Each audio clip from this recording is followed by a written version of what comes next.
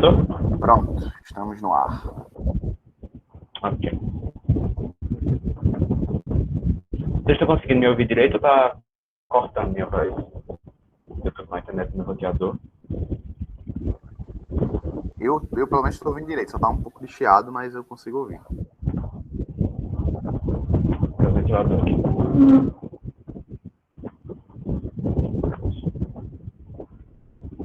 Então, vamos lá.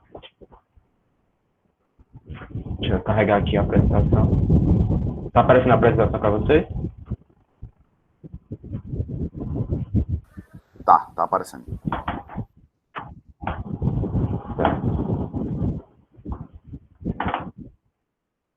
Ok, como o Lucas falou, a aula que eu vou apresentar hoje é sobre física das partículas elementares. Na realidade, esse é o nome que a gente está acostumado a chamar essa área, mas o nome que a área realmente se chama é física de altas energias. Porque para conhecer a estrutura interna da matéria que nos compõe, e compõe o universo como um todo, é necessário que você vá para ambientes de altas energias, certo? Então, você não vai conseguir estudar o interior de partículas não elementares, né, que podem ser quebradas em menores. Eu vou explicar melhor no próximo slide.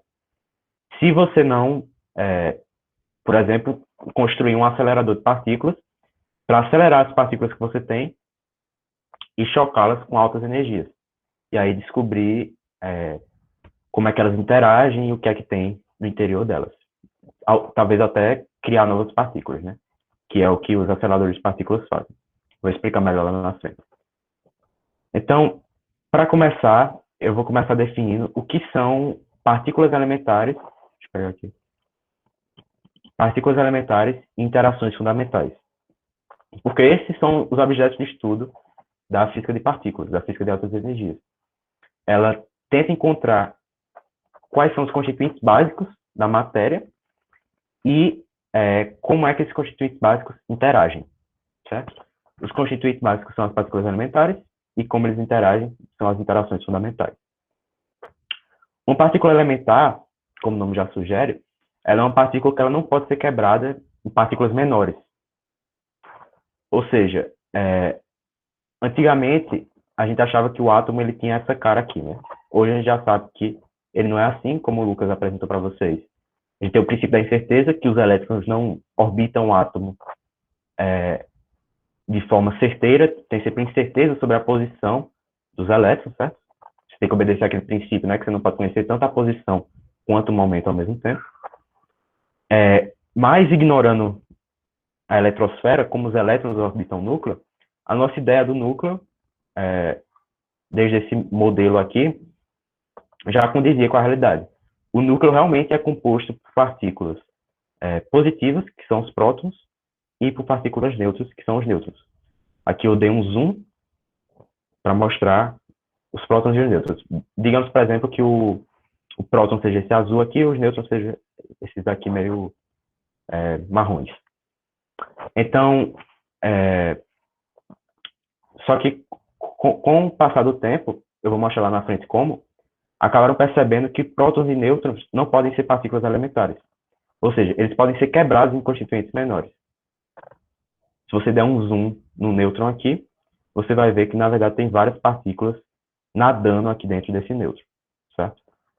E, na verdade, uma melhor definição para uma partícula elementar não é nem que é uma partícula que pode ser quebrada em menores. Porque eu vou mostrar também que o próton e o nêutron, na verdade, eles não podem ser quebrados para mostrar os quarks que tem lá dentro. Se você tentar quebrar, o universo proíbe isso, e, na verdade, ele cria outras partículas com prótons e nêutrons. Ou seja, essas partículas que estão aqui dentro, elas têm que estar aqui dentro. Elas não podem ser vistas fora dessas partículas compostas, certo? Que são prótons, nêutrons e partículas semelhantes. Então, em vez de falar partículas elementares, são as que não podem ser quebradas em constituintes menores, eu vou falar que são as partículas que não possuem estrutura, certo? Essas partículas aqui em roxo, em verde, essas aqui que parecem umas molazinhas, são partículas elementares porque elas não têm estrutura. Se você der um zoom para tentar ir para dentro dela, você não vai ver nada lá. Tá? Então, essas são as partículas elementares. E como eu falei, essas partículas interagem via interações fundamentais. Uma partícula elementar está para uma partícula, como interação fundamental está para interação. Se você imagina, por exemplo, a força normal, que você usa em física o tempo todo. A força normal, ela é uma interação, mas ela não é uma interação fundamental, porque ela é resultado desse carinha aqui, do eletromagnetismo, certo? Ela é feita a partir do eletromagnetismo, digamos assim. Essas interações das quais todas as outras são feitas são justamente as interações fundamentais. Aí você tem a gravitação e o eletromagnetismo, que vocês já devem conhecer muito bem, e as interações nucleares, a nuclear forte e a nuclear fraca. Tem algo interessante sobre essas interações, que é o seguinte: essas duas primeiras aqui, elas são interações de longo alcance. Se você tem um objeto, ele cria um campo gravitacional e o outro objeto, por mais longe que esteja, vai sentir esse campo gravitacional criado, certo? Você pode colocar a centenas de anos-luz distantes, mas ele vai sentir, mesmo que seja bem pouquinho, porque a gravitação é de longo alcance, seu alcance é infinito. A mesma coisa para o eletromagnetismo, o alcance do eletromagnetismo é infinito. Só que o que acontece é que a intensidade da interação vai diminuindo com o quadrado da distância. Então, se você fica 2 vezes mais longe que um determinado objeto, a força que você vai experimentar é 4 vezes menor que aquele objeto vai experimentar. Você eleva ao quadrado, certo? Então, mas essa lei do inverso ao quadrado da distância, ela nunca vai fazer a intensidade ser exatamente zero. Certo? Só vai ficando cada vez menor e menor. Só que, sim, esse menor e menor é gradativo, certo? Você não vai ter uma região em que você sente a gravitação e do nada você não sente mais a gravitação. Ou, no caso do eletromagnetismo, você tem uma transição gradual, uma diminuição gradual da intensidade. Agora, se você olha para essas duas interações aqui, a nuclear forte e a nuclear fraca, o nome já sugere que elas não são como a gravitação e o eletromagnetismo. E a razão para isso é que elas são confinadas ali ao núcleo.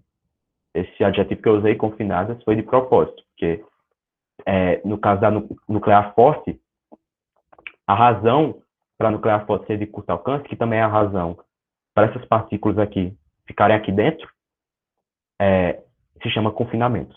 Depois eu vou falar sobre. Mas o importante é que elas têm curto alcance. Então, se você está dentro do núcleo, as interações são perceptíveis, mas se você sai do núcleo, elas do nada desaparecem. Então, não tem uma transição gradual da intensidade. E esses esqueminhas aqui, meio minimalistas, eles mostram algumas aplicações, digamos assim, de cada interação. Por exemplo, a gravitação, ela é o que faz aqui ele colocou os planetas orbitando a Terra, né, como se fosse o modelo geocêntrico. Mas, enfim, ela faz planetas orbitarem o Sol, certo? E outros astros orbitarem outros astros, por exemplo, buracos negros, o que é que seja. Isso é por causa da gravitação, vocês sabem disso muito bem. O eletromagnetismo, que está mostrado aqui, é que você tem elétrons orbitando no núcleo positivo, os elétrons são de carga negativa, e aí você vai ter uma interação entre esses elétrons e o núcleo positivo, uma interação de atração. Cargas diferentes se atraem, certo? E é isso que faz os elétrons estarem ligados aqui ao núcleo. Se diz que eles estão ligados com esse núcleo, certo? Eles vão ficar juntinhos ali. A nuclear forte, como eu falei, ela mantém essas partículas aqui dentro. Eu vou dizer o nome das partículas, são os quarks. Tem quarks e gluons aqui dentro, e elas são mantidas lá dentro pelo nuclear forte. Ou seja, elas mantêm os prótons e nêutrons coesos, mas uma consequência da nuclear forte, um resquício da nuclear forte, é manter o próprio núcleo coeso. Ou seja, ela não só permite a existência de prótons e nêutrons, ela também permite a existência de um núcleo, de prótons e nêutrons coesos juntinhos ali no núcleo. Mas essa não é a interação fundamental, a interação forte residual, é uma consequência da forte. E a interação fraca, como está mostrado aqui, ela está muito presente em decaimentos.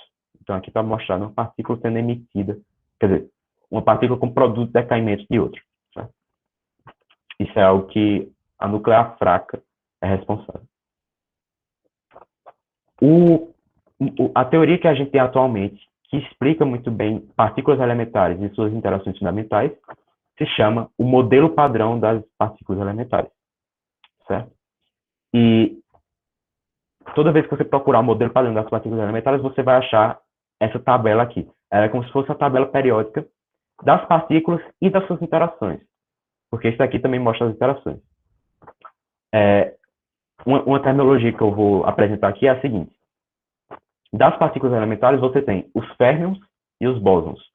Os férmions são todos esses carinhas aqui. Opa, são todos esses carinhas aqui, certo? Roxo e verde. E os bósons são quem está em vermelho e em amarelo. A diferença entre férmions e bósons se dá por uma propriedade quântica, uma grandeza quântica, que recebe o nome de spin.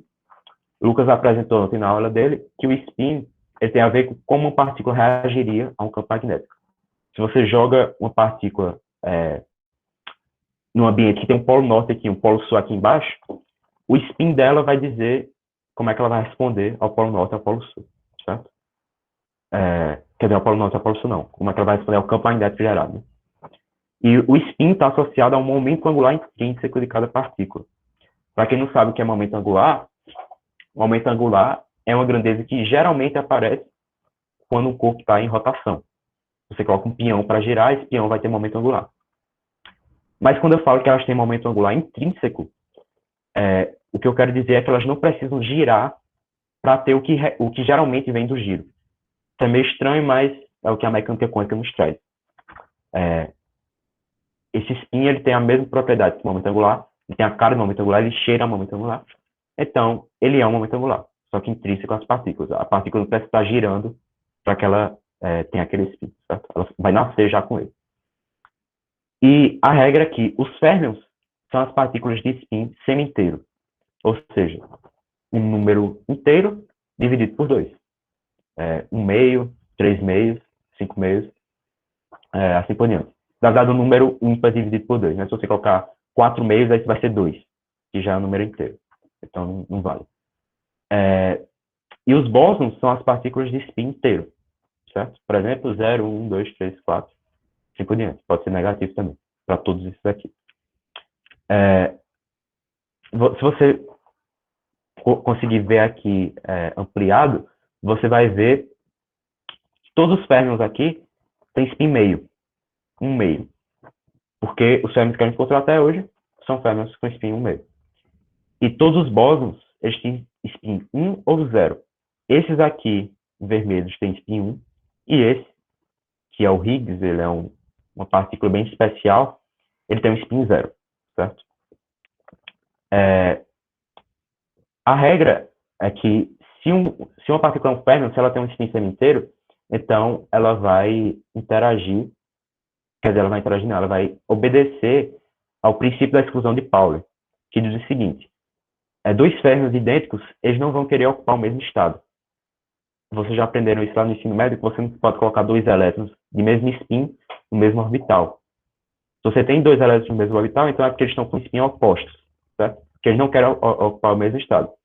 Então, esses spin opostos são para obedecer ao princípio da exclusão de Pauli. Os férmions são antissociais, pode dizer assim.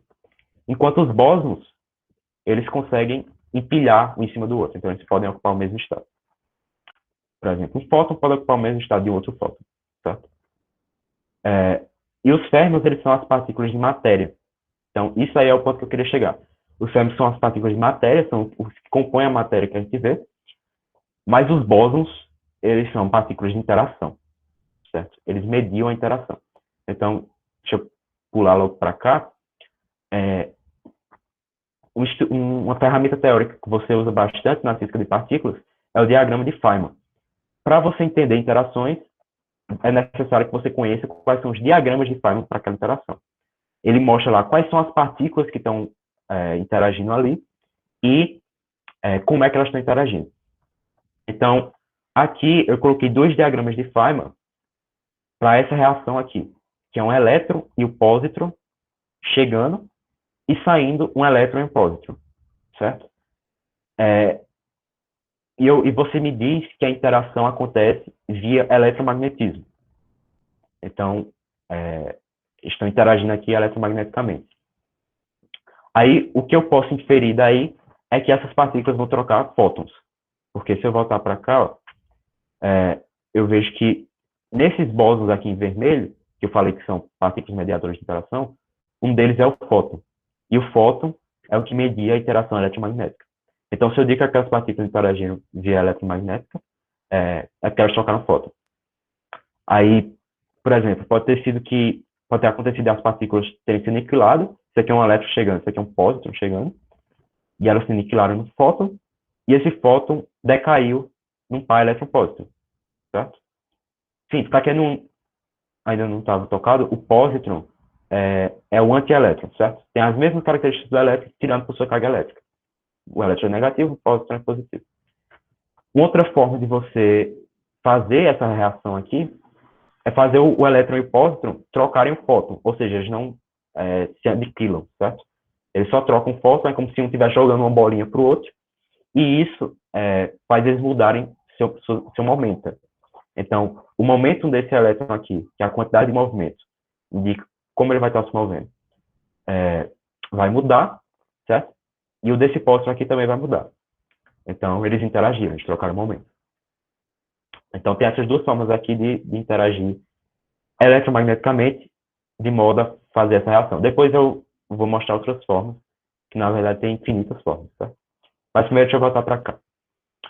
Eu acabei de falar que os bósons, eles mediam interações, mas na verdade, os que mediam as interações fundamentais, que eu mostrei no segundo slide, são esses bósons aqui em vermelho, que são chamados bósons de gauge, certo? Ou bósons vetoriais.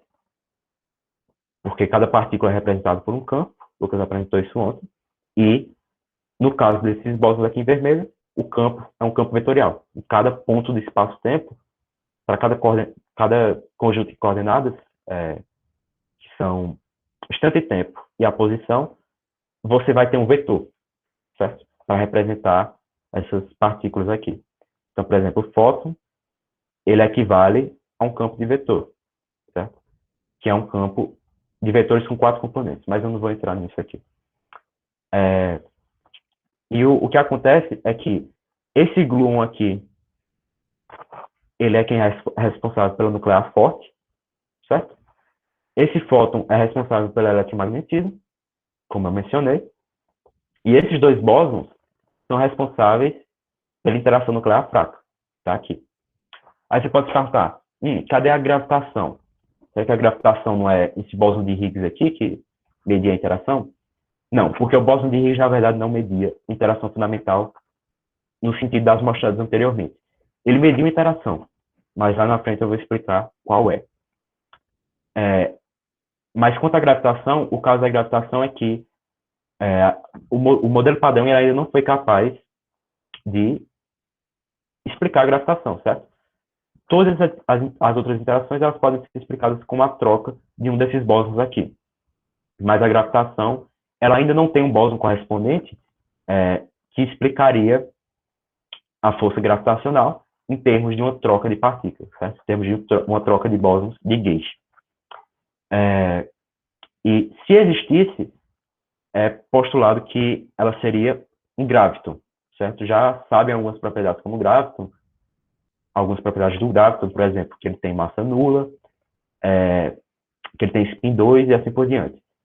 E se essa partícula que media a gravitação existir, ela provavelmente vai ser o graviton, certo? Mas o graviton nunca foi encontrado até hoje.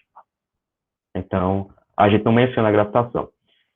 Quando partículas estão interagindo, você não vai notar a gravitação, porque, por exemplo, pensa como é que um quark up que está aqui, esses aqui em roxo são quarks, como está mostrado aqui, ele não vai ter uma interação gravitacional muito grande sobre um down, certo?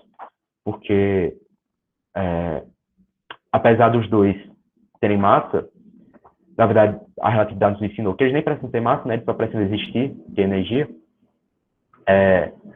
Apesar disso, o up e o down, eles são uma massa muito pequena. E vão ser energias muito pequenas. Então, eles não vão interagir gravitacionalmente com uma intensidade muito forte. Certo? Então, a gente ignora a gravitação. Então, falar dos bósons de gauge, depois eu falar do de Higgs, sobram os férmions.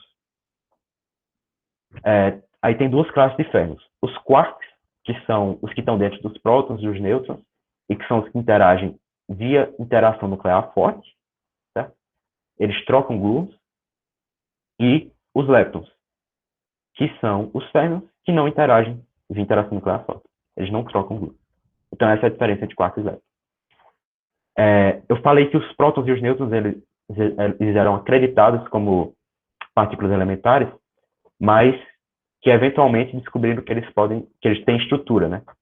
Então, você pode dar um zoom neles, você vai ver partículas lá dentro. No caso do elétron, o elétron, quando foi descoberto, ele foi entendido como uma partícula elementar, e até hoje ele ainda é considerado uma partícula elementar. Ninguém conseguiu achar nenhuma estrutura para o elétron, certo? Então, todas as partículas aqui também são elementares, né? Assim como o elétron, elas não têm estrutura. Lucas apresentou ontem que no desenvolvimento da mecânica quântica, você teve a mecânica quântica não relativística e depois disso a mecânica quântica relativística. A não relativística era a equação de Schrödinger e tudo mais. Aí, quando você foi para a relativística, quem precisou chegar para informar sobre como seria a relativística foi o Dirac, o Paul Dirac. E ele explicou que na mecânica quântica relativística, as partículas não seriam representadas por uma função de onda, elas seriam representadas por um spinor, um bispinor, que é um objeto com 4 componentes. O significado disso é que agora você tem matéria e antimatéria, certo? Você tem matéria nas duas primeiras componentes, você tem spin up e down, formam as duas componentes, e antimatéria nas duas últimas, que foi o que o Lucas mencionou. A descoberta da antimatéria foi primeiro por meio do pósitron, certo? A antipartícula do elétron. Então, aqui está um modelo que Dirac postulou para como funcionaria o elétron e o pósitron, certo? Mas acabou que ele não estava muito certo sobre esse modelo. Hoje a gente entende que o elétron e o pósitron, eles não vêm do que Dirac acreditava que era um mar de elétrons e de antielétrons, né, de pósitrons. O elétron e o pósitron, na verdade, são flutuações no campo, que é o que é estudado pela teoria quântica de campos. Então, mostrei uma imagenzinha aqui, um desenhozinho, em que você tem um elétron e um pósitron saindo de flutuações de um campo, que é o campo do elétron, certo? Então, Dirac ele achou que, não, estaria alojado ali no vácuo um monte de elétrons e um monte de pósitrons. E aí, quando você tinha um fóton, por exemplo, esse fóton poderia pegar um desses elétrons e torná-lo detectável, certo? E o pósitron também se tornaria detectável, que é o que acontece aqui, ó, quando você tem um fóton decaindo no par elétron-pósitron, certo? Diria que acreditava que a explicação para isso aqui, um fóton decaindo no par elétron-pósitron, era que o fóton estava tirando um elétron desse mar de elétrons, desse local onde eram alojados os elétrons, e, consequentemente, tirando um pósitron também. Mas hoje a gente entende que é a quântica de campos, que explica corretamente. E aqui está a imagem da descoberta da primeira antipartícula, que foi o pósitron, o antielétron. Ela se curvava no campo magnético de um jeito oposto ao elétron, mas ela tinha uma massa muito menor do que a do próton para ser um próton, certo? Porque eles poderiam pensar, é um próton isso aí, é uma partícula de carga positiva, por isso que se curva oposto ao elétron. Mas não, ela tem uma massa muito menor do que o próton. Então, a massa dela, ela era prevista como a massa do elétron, foi detectada como a massa do elétron, e, portanto, perceberam que o que foi descoberto mesmo foi essa predição de Dirac, que foi o pósitron, certo? Aí nasceu essa ideia de antipartícula. Quem fez esse experimento aí, que mostrou uma partícula indo oposta ao elétron e com a massa do elétron, que foi reconhecido como pósitron, foi o Carl Anderson. Então tá aqui. Então, eu já falei do que são diagramas de Feynman, certo? Que eles representam as interações entre essas partículas elementares, quais as partículas envolvidas e como elas estão interagindo, como é que elas estão trocando partículas. E uma coisa que eu não mencionei é que essas partículas aqui intermediárias, por exemplo, esse fóton aqui, γ vocês entendam como fóton, tá? Se você voltar para cá, ó, o gama está entendido aqui como fóton. Esse fóton e esse aqui, eles não vão ser detectados, porque o que acontece é o seguinte. Como eu falei, isso daqui representa um elétron póstumo chegando, se aniquilando no fóton e decaindo no par elétron póstumo, né? Isso significa que o eixo do tempo ele está apontado aqui, para a direita, certo? O fóton, ele existe só num determinado intervalo de tempo. Então, ele vai nascer, mas logo ele vai decair no par elétron póstumo. E, portanto, ele é uma partícula virtual, uma partícula que não pode ser detectada. Para ele ser detectado, ele teria que viver infinitamente, né, digamos assim. Porque ele teria que ser capaz de chegar ao detector. Mas não, a vida dele se resume a nascer aqui e morrer aqui. Não tem nenhum espaço para ele ser detectado.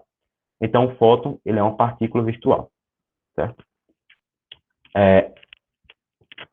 A eletrodinâmica quântica, que é o que estuda a interação eletromagnética no contexto da teoria quântica de campos, ela prevê que só existe esse vértice aqui na eletrodinâmica quântica, quando você está tratando de férmions interagindo via eletromagnetismo. Então, o elétron póstumo e aqui o elétron póstumo também são férmions, que são partículas de matéria, e eles interagem pelo eletromagnetismo via esse vértice aqui, certo? Um Vzinho, que a seta ela aponta sempre no mesmo sentido, então você pode imaginar a seta te mandando vir assim, ó, certo? Te mandando fluir assim, e o fóton também nesse vértice. E aqui estão os diagramas de Feynman com decaimento de elétron póstumo em 2 fótons, certo? Você usa novamente esses mesmos vértices. Uma coisa que você pode ter é o seguinte, imagina esse diagrama aqui. Você não conhece o que aconteceu entre esses pontos aqui, certo? Você não conhece o que aconteceu para que essas partículas tenham interagido. Tanto que pode ter ocorrido dessas partículas terem se aniquilado, ou pode ter ocorrido elas terem só trocado um fóton, certo? Mas isso vai além.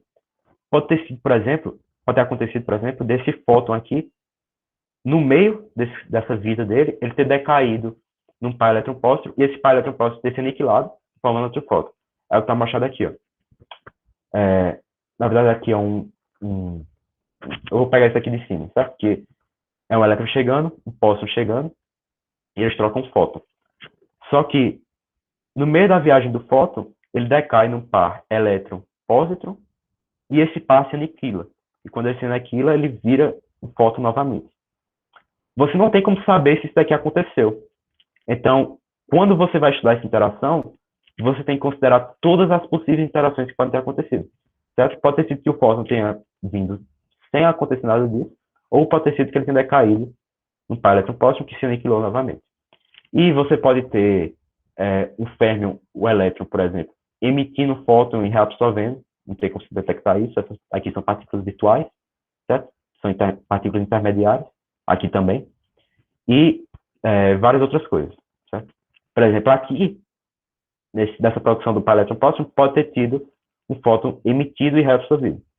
Não tem nada que impeça isso. E você tem que considerar todas essas possibilidades. Essas são as chamadas flutuações do vácuo, e se referem ao fato de que o campo associado a cada partícula, ele não pode ter um valor determinado em cada ponto, certo? Então, ele tem que estar o tempo todo flutuando, e isso pode gerar partículas, criá-las e tirá-las do vácuo. Certo. Agora vamos para a descoberta dos quarks dentro de prótons e nêutrons. Aqui está uma linha do tempo das partículas que foram sendo descobertas. Você vê que não eram descobertas quase nenhuma partículas, e depois começou um monte de partículas a ser descobertas. Isso foi porque criaram aceleradores de partículas, que foi o que eu mencionei lá atrás. E um acelerador, ele consegue pegar partículas, colidi-las e, a partir daí, criar partículas com maiores energias. Quer dizer, com maiores energias não, com maiores massas, certo? Partículas mais massivas. Uma coisa que pode acontecer, por exemplo, é você colidir 2 prótons e você produzir um par próton-antipróton.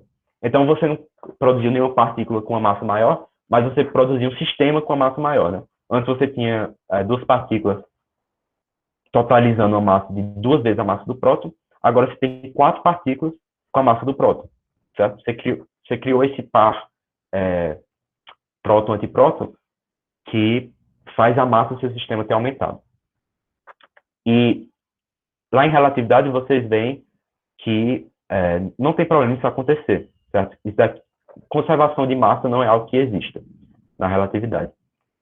O que acontece, o que existe, é uma conservação de energia. Certo? Desde que a energia seja conservada, vai estar tudo bem. E aqui a energia é conservada. No começo você tem a energia desse próton multiplicado por 2, porque as energias dos dois prótons são as mesmas, certo? E corresponde à energia de repouso dele mais sua energia cinética, a energia de repouso sendo sua massa vezes a velocidade da luz ao quadrado. E aqui você tem uma energia que é 4 vezes a energia de repouso de um próton, certo? Que é a energia de repouso é massa vezes a velocidade da luz ao quadrado. E você pode ter conservação de energia. Só você igualar a energia cinética desses carinhas à energia dessa produção aqui de par, certo? Do par próton-antipróton. Aí vai estar tudo bem. E isso pode acontecer. Então, desde que você dê muita energia a essas partículas iniciais, você vai poder criar partículas mais pesadas. E aí foram sendo criadas partículas mais pesadas. Então, aqui, todas as partículas mais pesadas que prótons e nêutrons. Só que elas eram partículas bem parecidas com os prótons e nêutrons. Eram chamados hadrons, certo? E a questão do hadron é que eles mostravam um padrão que apontava talvez essas partículas não fossem elementares. Quando estavam descobrindo as partículas, estavam achando que elas eram elementares. Mas aí foram vendo que talvez elas não fossem. Talvez elas fossem criadas a partir de partículas menores e em menor quantidade, que seriam justamente os quarks. E aí nasceu o modelo a quarks. Essa hipótese foi por causa dos números quânticos que você via nessas partículas aqui. Ou seja, foi por causa das propriedades que você viu dessas partículas. As propriedades dessas partículas descobertas apontavam que talvez todas elas fossem criadas a partir dos mesmos quarks, certo? Que são aquelas partículas que eu mostrei na tabela do modelo padrão. E aí, no caso do próton e o nêutron, o próton seria criado por 2 quarks up e 1 quark down, e o nêutron por 2 quarks down e 1 quark up, certo? Um quark up teria uma carga de mais 2/3 e um down de menos 1/3. Você pode fazer a conta aqui para ver que o próton realmente tem uma carga positiva e o nêutron realmente tem uma carga neutra, certo?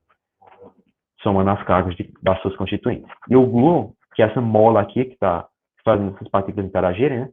É o gluon que faz os quarks ficarem coesos ali do próton, do nêutron e nos outros hadrons.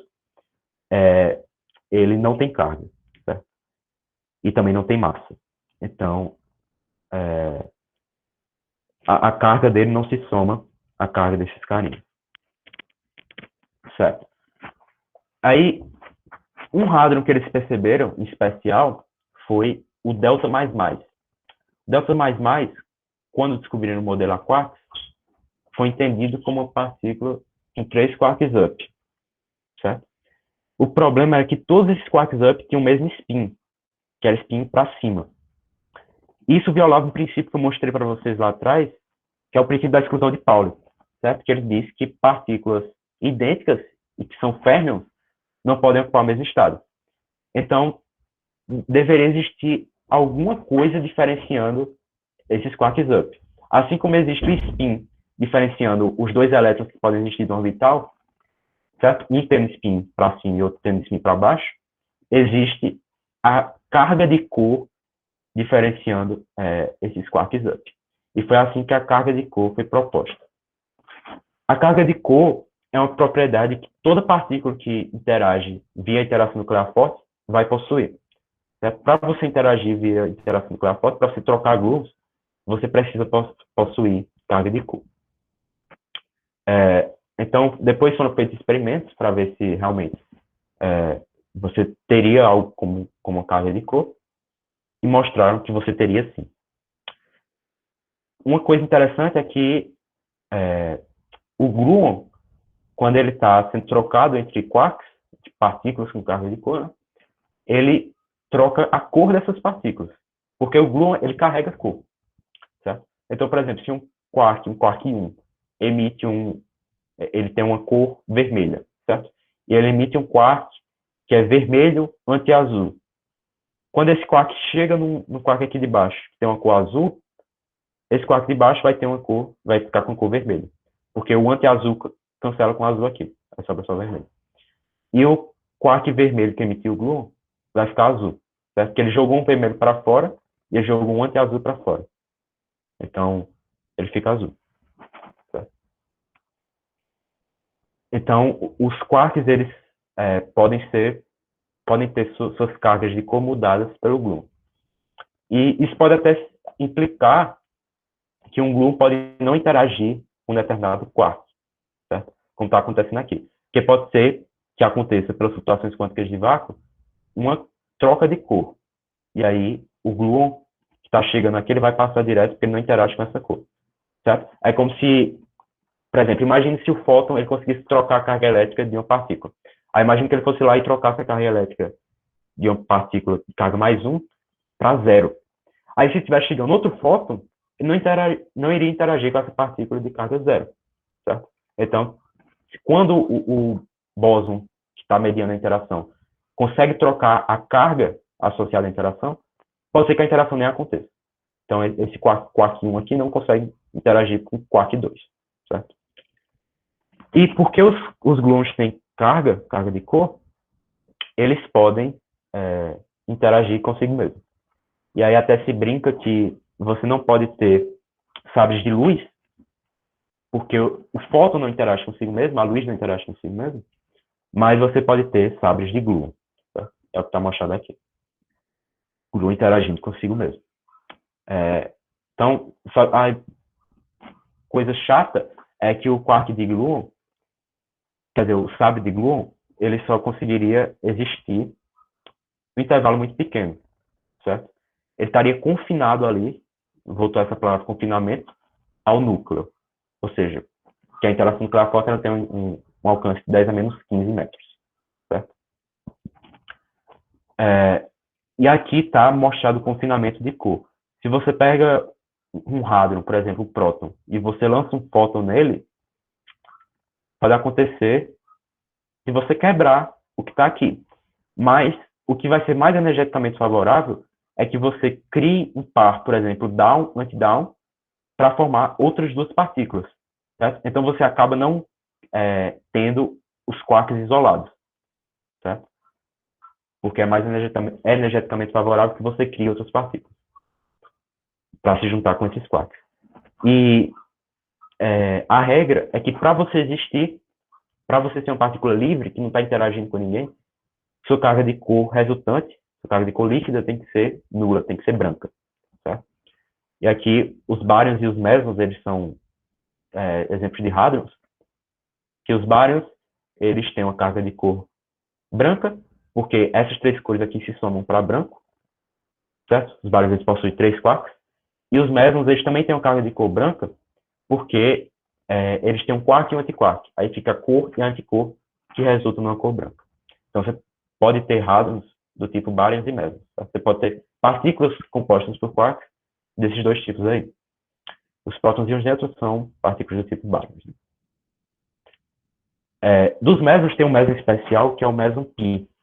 Eu falei lá atrás que a interação nuclear forte é ela que é responsável por deixar os nucleões, os prótons e os nêutrons, ali coesos no núcleo. E a explicação para isso é que você tem prótons e nêutrons trocando pions. Certo? Como eu falei, é uma interação forte residual. Não é realmente o gluon que está mediando essa interação, e não é uma interação fundamental, porque, na verdade, esses prótons e nêutrons trocando mesons, trocando pions. Por exemplo, o nêutron pode mandar um pion menos para o próton, e o pion menos é um anti-up down, e aí o nêutron vira o próton vira o nêutron. E aí eles ficam interagindo dessa forma, certo? E isso mantém o núcleo coeso. Aqui está o diagrama de Feynman para essa interação. E agora, eu vou falar um pouquinho da interação nuclear fraca. Você já conhece o eletromagnetismo, você já conhece a gravitação, mas a gravitação ela não é, dada pelo modelo padrão, né? Ela é dada pela relatividade geral. E agora vamos ver um pouquinho da interação nuclear fraca. Um processo muito interessante, muito estudado na interação nuclear fraca é o decaimento beta, em que você tem um nêutron decair num próton mais um elétron. Esse elétron é altamente energético e ele é a radiação beta, certo? Então, o que esperavam aqui era o seguinte, que você tivesse um elétron com energia muito definida, muito bem definida. Porque se você se colocar no referencial de repouso do nêutron, ou seja, se você está vendo o nêutron parado, quando o nêutron decai, ele vai decair num próton, só que o próton está dentro de um núcleo, né? E aí o recuo desse próton, o momento do próton, vai ser bem pequeno e vai ser um recuo muito bem definido. Ou seja, talvez seja sempre 5 um minutos, momento né? nulo. Tá certo. Talvez seja sempre um momento nulo, certo?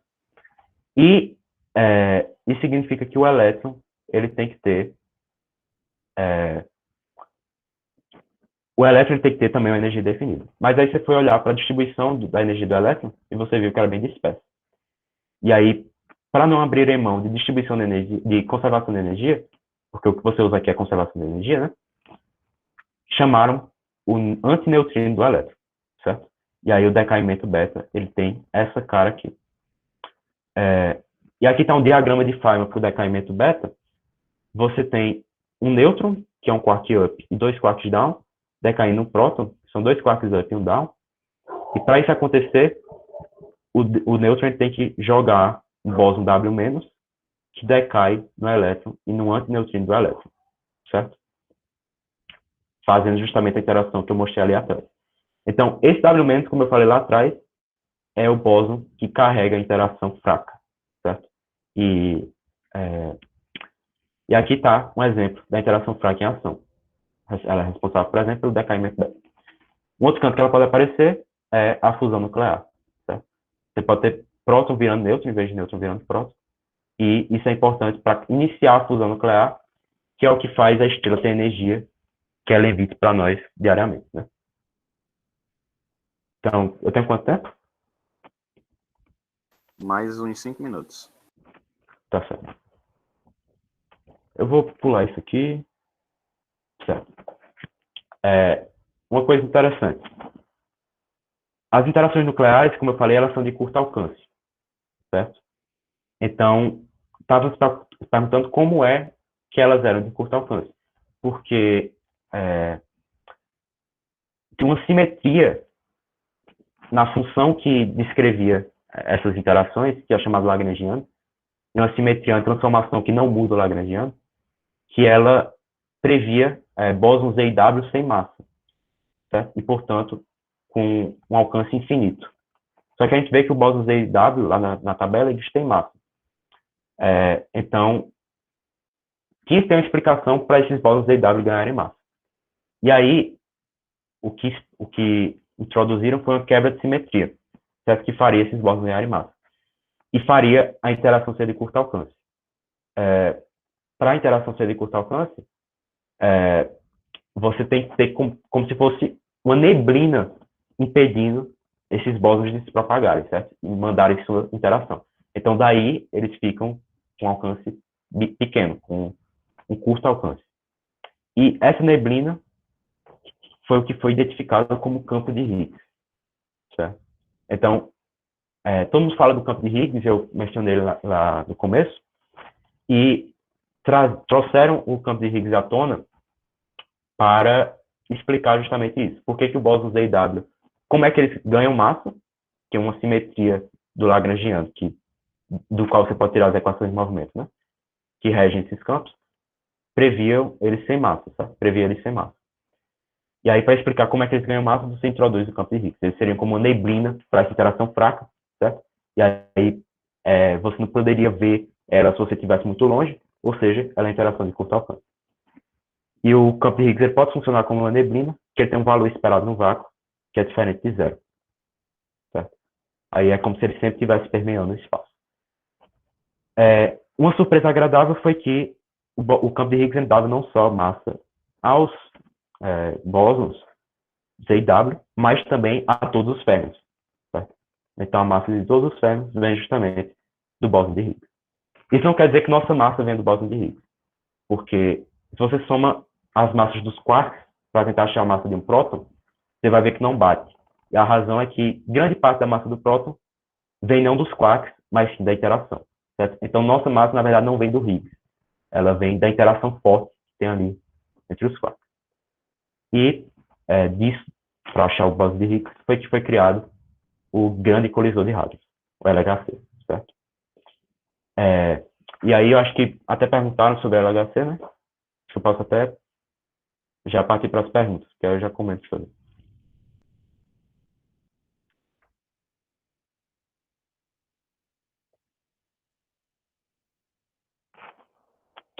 Eu vou lendo as perguntas ou tu vai, Lucas?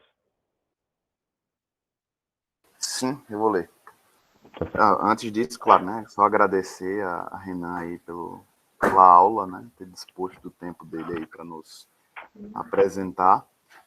E sem mais delongas, vamos às perguntas. A primeira pergunta, tem duas perguntas na sequência de Rafael, né? Acho que foram as primeiras, pelo menos até onde estou vendo aqui.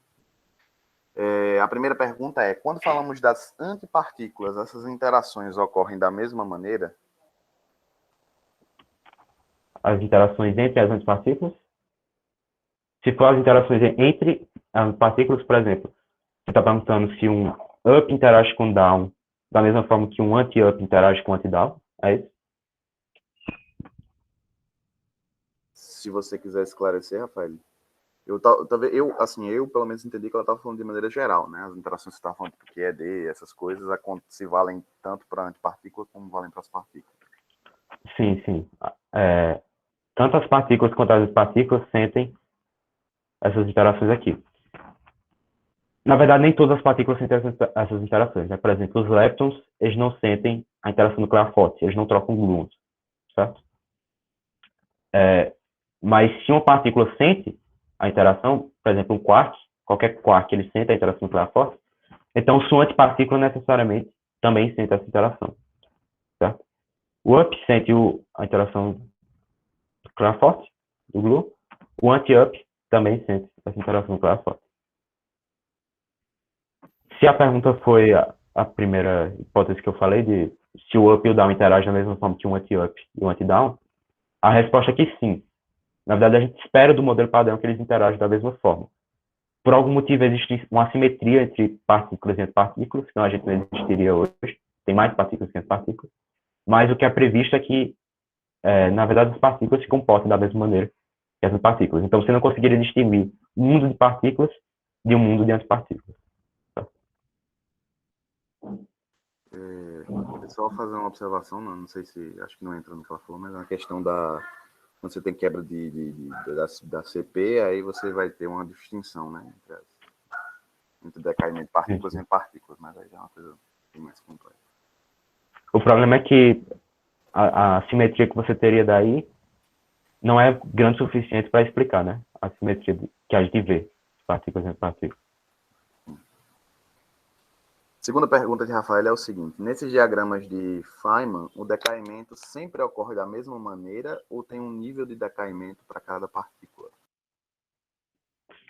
O nível de decaimento?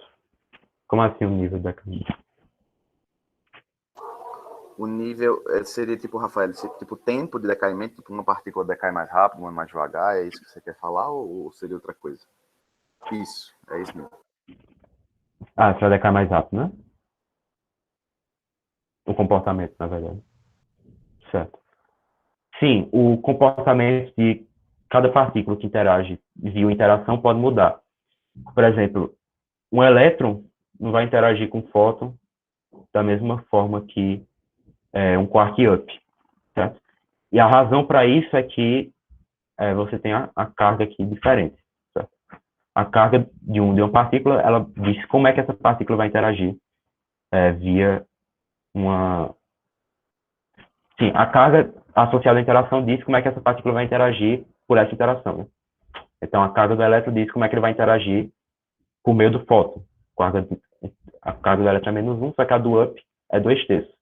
Então, o elétron vai interagir por meio do fóton, diferente de como o up vai interagir por meio do fóton, certo? Perfeito, obrigado, mano. O Diego, ele perguntou, ele falou se você pode falar um pouco sobre o grande colisor de hadrons, né, o LHC, o acelerador de partículas e suas demais aplicações. Eu não sei se esse final do que Nan falou, né, o último slide foi sobre o LHC, eu não sei se tirou a dúvida que você tinha, Diego, se você gostaria que ele explorasse mais em alguma direção esse assunto. Se você puder pôr aí no chat ou comentar alguma coisa.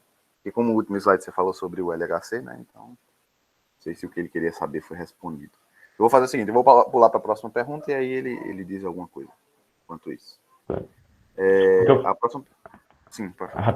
O que eu falei sobre o LHC foi bem breve, né? Eu falei do contexto do que ele proporcionou em termos da descoberta do bóson de Higgs, certo? Você conseguiu descobrir o bóson de Higgs por causa do LHC. Mas ele também está sendo usado para conhecer as partículas de outras formas, certo? Ele não foi usado para descobrir o bóson de Higgs e depois disso ninguém ligou mais.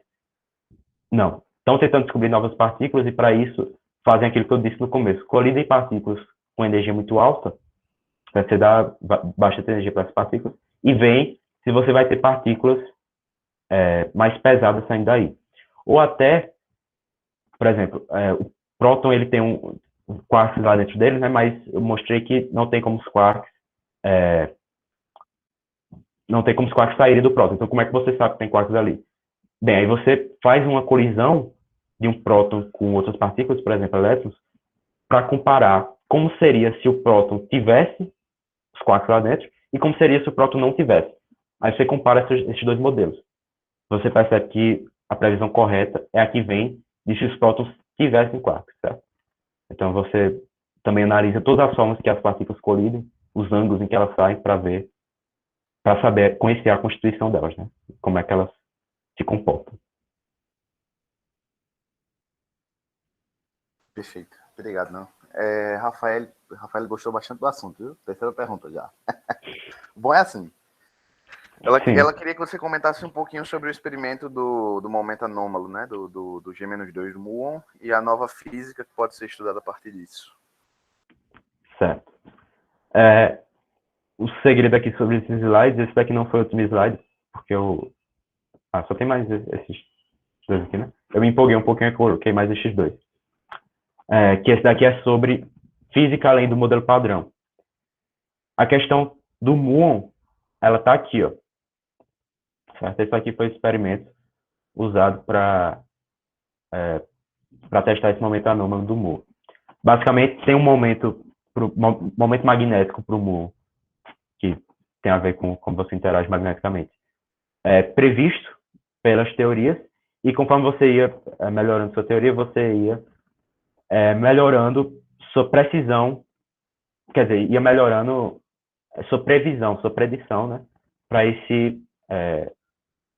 essa constante que seria o G-2, certo? Que tem a ver com a anomalia do momento magnético do muon. E aí chegou a última etapa dessa predição, né? Mas quando fizeram experimentos, viram que não bate muito bem, certo? E aí estão pensando se não pode ser uma física nova. Se talvez, para explicar a anomalia do muon, você não tenha que trazer à tona novas interações ou novas partículas, certo? E além do modelo padrão. A gente sabe que a gente tem que ir além do modelo padrão, porque, por exemplo, a gente consegue explicar matéria escura, energia escura, assimetria matéria-antimatéria e várias outras coisas. E talvez essa coisa do muon seja uma dessas coisas, né, que vai além do modelo padrão. Se eu voltar aqui para o começo, tem uma frase que eu achei bem interessante, que é de um material do grupo que o Lucas estava comentando, que a gente estuda teoria quântica de campos, que ele comenta o seguinte: o elétron ele é muito bem explicado pelo modelo padrão. Só que conforme você vai para os primos do elétron, que são o muon e o tau, eles vão sendo cada vez explicados mais dificilmente pelo modelo padrão. Então, o muon ele não é tão bem explicado e o tau também não. Por exemplo, tem esse anomalia do Moore, né, que não é explicado pelo modelo padrão. O modelo padrão faz uma predição diferente. Só que o tal, apesar dele conseguir nos colocar em contato com coisas além do modelo padrão, ele decai muito rápido. Então, você tem que olhar para o Moore. O Moore é o balanço perfeito entre uma partícula que não decai muito rápido, você pode analisar como tal, que decai muito rápido, e uma partícula que sente muito bem coisas além do modelo padrão, que não é o caso do elétron. Tá? Então, você tem que olhar para o Moore. É como se fosse a bola de cristal para a física nova, para a física além do modelo padrão. Perfeito. Bem, acho que devido ao tempo a gente consegue fazer mais uma pergunta. Eu tenho duas aqui, do Ricardo e do Anderson, para terminar. Eu vou fazer a do Ricardo, que está primeiro, e se não der tempo, aí a do Anderson, depois a gente pode responder em outro momento, certo? O Ricardo, ele perguntou o seguinte: seria por causa da flutuação quântica, então, que um campo nunca pode ter um valor zero? Não. Quer dizer, se a sua pergunta é se o campo nunca pode ter um valor zero num ponto do espaço, para sempre, sim. Nenhum campo que você veja pode ter um valor determinado, independente seja zero ou não, em determinado ponto do espaço, certo? Porque isso violaria o princípio da incerteza que o Lucas apresentou ontem. Mas você pode ter um campo que o valor esperado dele, se você pegar a média para todos os valores desse campo, ele não é zero. Mesmo no vácuo, certo? Mesmo quando esse campo não está tendo perturbações e está criando partículas. E esse campo é o campo de Higgs. O valor esperado dele não é zero. Tá?